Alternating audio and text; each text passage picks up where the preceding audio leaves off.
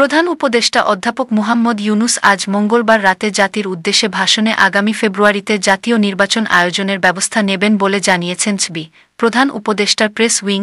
আগামী বছরের 2026 সাল ফেব্রুয়ারি মাসে ত্রয়োদশ জাতীয় সংসদ নির্বাচন আয়োজন করতে চায় অন্তর্বর্তী সরকার। এজন্য অন্তর্বর্তী সরকারের পক্ষ থেকে প্রধান নির্বাচন কমিশনারের কাছে চিঠি পাঠানো হবে।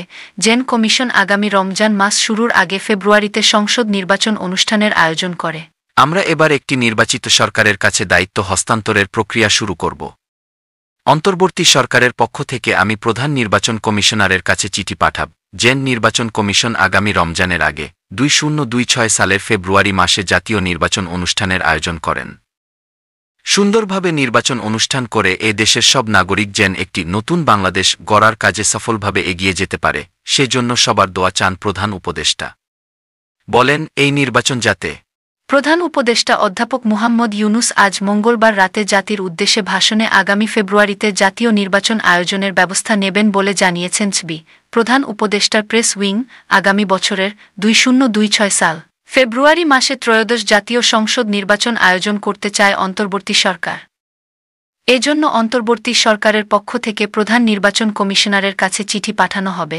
জেন কমিশন আগামী রমজান মাস শুরুর আগে ফেব্রুয়ারিতে সংসদ নির্বাচন অনুষ্ঠানের আয়োজন করে। অধ্যায়ে প্রবেশ করব। আমরা এবার একটি নির্বাচিত সরকারের কাছে দায়িত্ব হস্তান্তরের প্রক্রিয়া শুরু করব। অন্তর্বর্তী সরকারের পক্ষ থেকে আমি প্রধান নির্বাচন কমিশনারের কাছে চিঠি পাঠাব।